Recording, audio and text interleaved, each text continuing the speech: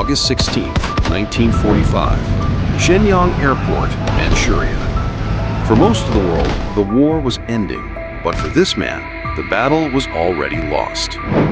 This is Aisin-Gioro Puyi, the last emperor of China, and he is on the run.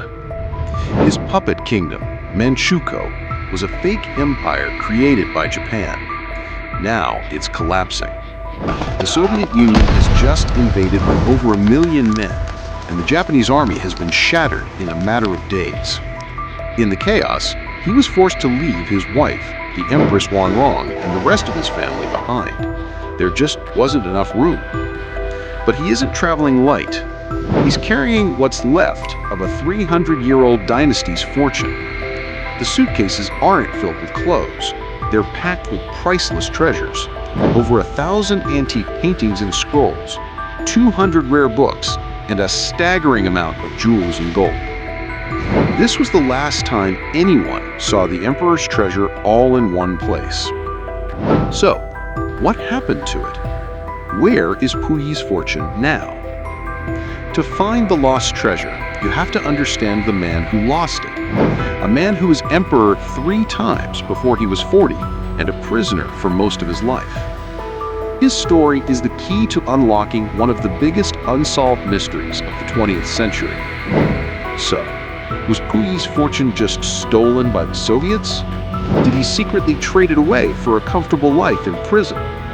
Or was the treasure already gone, slowly bled away over decades of chaos, corruption, and pure desperation?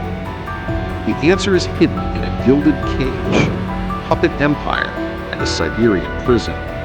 And it reveals a truth that's much more complicated than a simple heist. We're about to uncover it all. If you want to join us for more investigations into history's darkest secrets, make sure you subscribe. Now let's begin.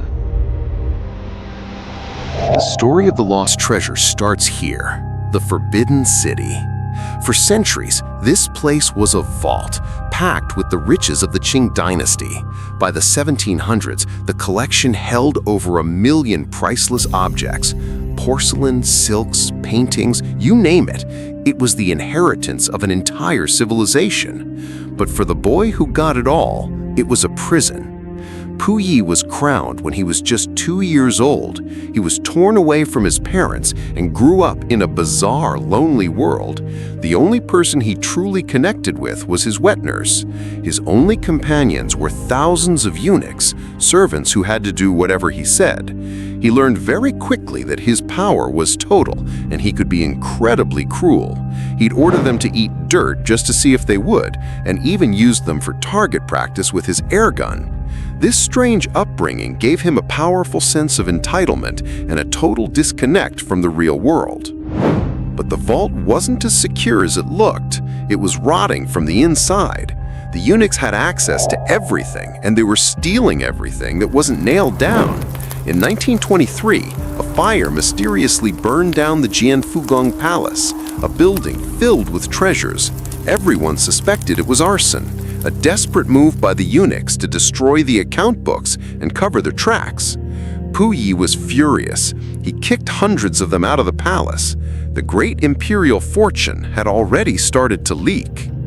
And it turns out the emperor himself was the biggest leak of all.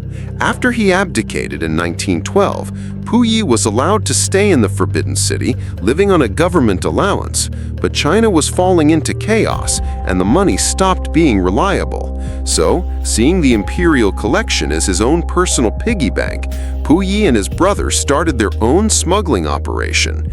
They snuck out over 1,000 of the best paintings and scrolls, hiding them in their house in the city of Tianjin. Then, in 1924, his world fell apart. A warlord named Feng Yusheng took over Beijing and gave Puyi just 3 hours to get out of the Forbidden City forever. In that moment, almost all of the imperial collection was seized by the state. It became the foundation of China's Palace Museum. The treasure Puyi had managed to smuggle out was no longer just extra cash. It was now his entire fortune. The chaos of the Warlord Era taught him that nothing was safe.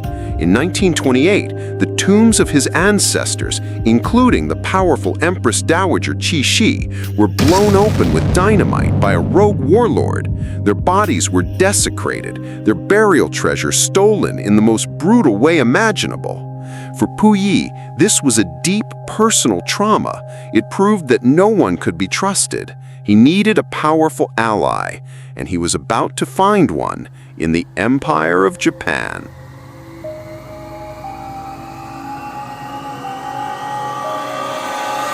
Puyi fled to a Japanese-controlled area in Tianjin, and he was the perfect pawn. Here was a man with a claim to the throne, desperate for a comeback.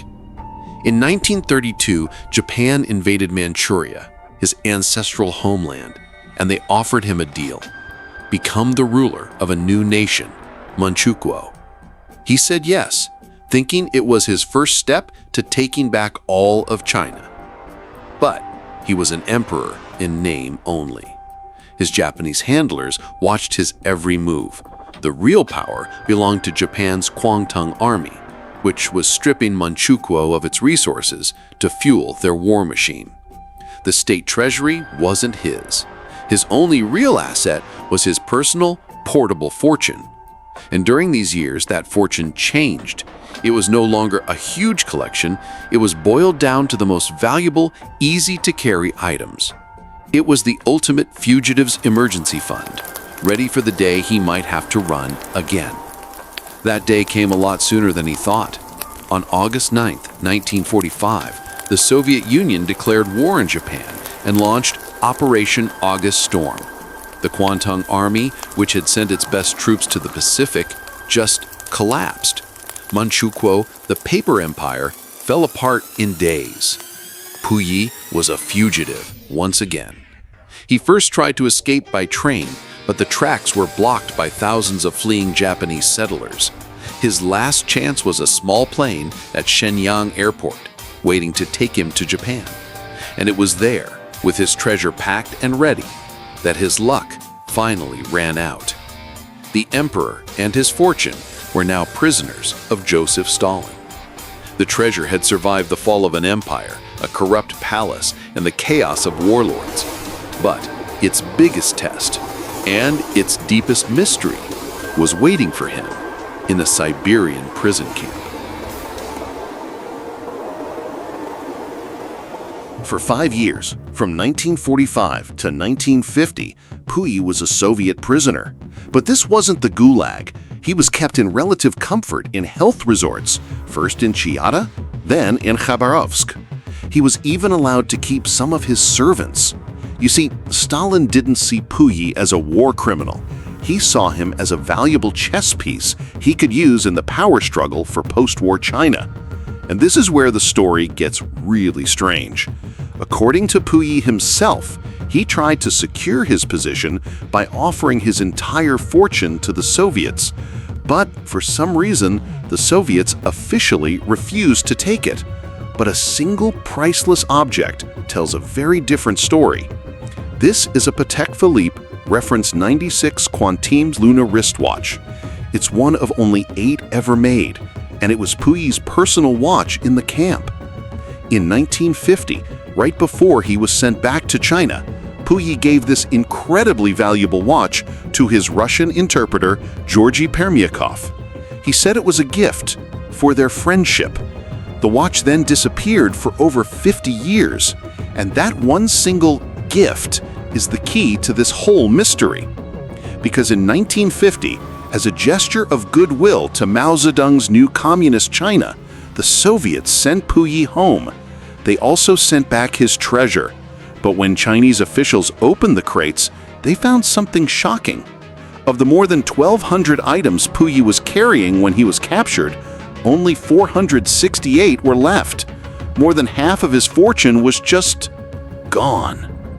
So what happened in those 5 years? The official Soviet refusal was likely just for show. They had just signed a friendship treaty with China's new government. Admitting their officers had looted the belongings of a man they were handing over would have been a diplomatic nightmare. The clues point to something sneakier. The gift of the Patek Philippe wasn't a one-time thing. It was a pattern. Puyi, the ultimate survivor, likely spent 5 years using his treasure as currency, trading priceless scrolls and jewels for better food, for protection, for influence with the guards. The Soviets may have officially refused the treasure as a whole, but they almost certainly looked the other way as their men accepted these gifts, piece by precious piece. Puyi returned to China as a war criminal, not an emperor. He spent 10 years in a re-education camp, learning how to be a citizen in the new China. After he was released, he got a job as a gardener and lived out his days in a rundown house, a forgotten relic in a world that had left him behind. During the Cultural Revolution, he was targeted again, the ultimate symbol of an old China he could never truly escape. Puyi died of cancer in 1967, a simple citizen, but his treasure is still out there, scattered across the world. Pieces of it pop up in auction houses with mysterious histories, histories that hint at a long journey from a palace, through a war, and maybe through a Siberian prison camp. In the end, the treasure story was Puyi's story.